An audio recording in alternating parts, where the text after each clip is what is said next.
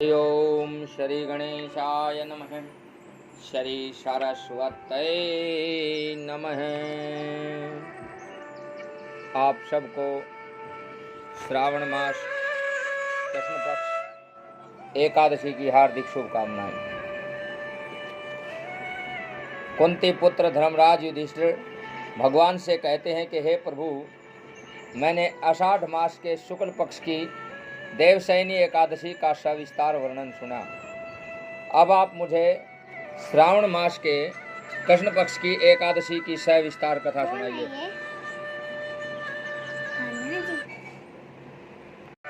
हरि ओम श्री गणेशाय नमः।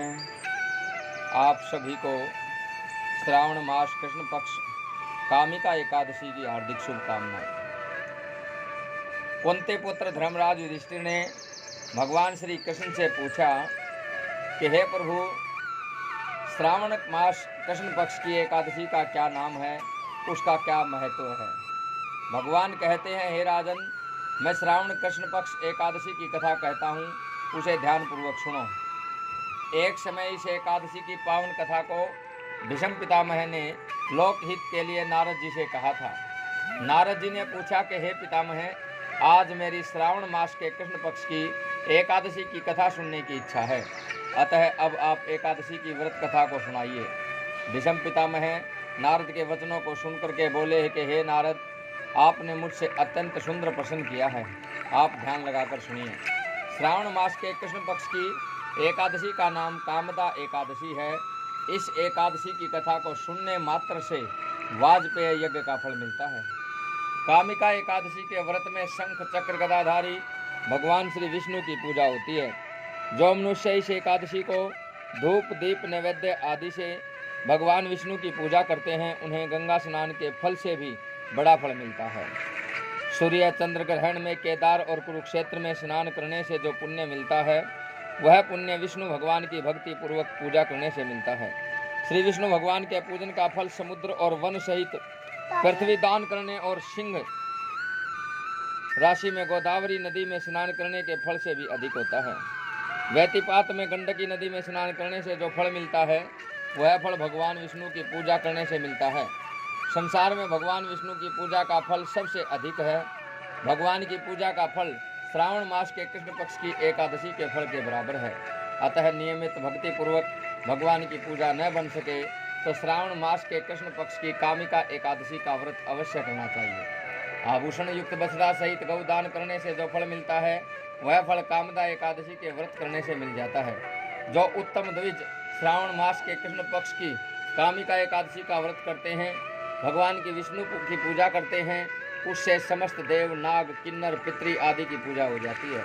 हे नारद, स्वयं भगवान ने अपने मुख से कहा है कि मनुष्यों को अध्यात्म विद्या से जो फल मिलता है, उससे अधिक फल कामदा एकादशी का व्रत करने से मिल जाता है।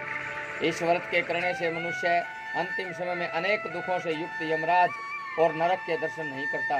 कामदा एकादशी के व्रत तथा रात्रि जागरण से मनुष्य को कुयोनि नहीं मिलती, अंत में वह स्वर्ग लोक को जाता है।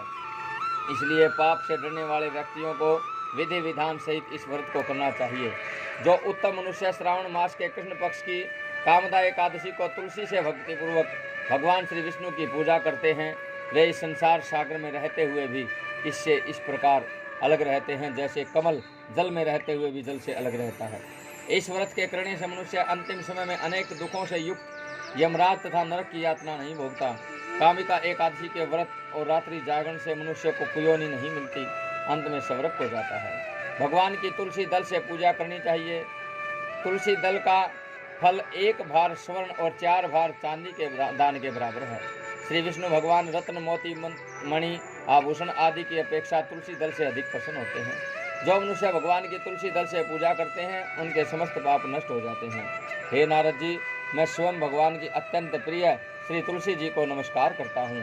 तुलसी जी के दर्शन मात्र से मनुष्य के समस्त पाप नष्ट हो जाते हैं और शरीर के स्पर्श मात्र से मनुष्य पवित्र हो जाता है।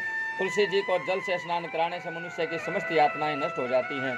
जो मनुष्य तुलसी जी को भक्तिपूर्वक भगवान के श्री चरणों में अर्पित करता है, उसे संसार चक्र से मुक्ति मिल जाती है। जो मनुष्य इस कामका एकादशी की रात्रि में जागरण करता है और श्री चरणों में दीपदान करते हैं, उनके पुण्य को लिखने में चित्रगुप्त भी असमर्थ है। जो मनुष्य एकादशी के दिन भगवान के सामने दीप जलाते हैं, उनके पितृ स्वर्गलोक में सुधा का पान करते हैं। जो मनुष्य भगवान के सामने घी अथवा तिल के तेल का दीपक जलाते हैं, उनको सूर्यलोक में भी सहस्रों दीपकों का प्रकाश मिलता है। इस व्रत के करने से ब्रह्म हत्या जैसे पाप भी नष्ट हो जाते हैं। कामदा एकादशी के महात्म के सुनने और पढ़ने से मनुष्य स्वर्गलोक को जाते हैं। बोल श्री विष्णु भगवान की जय।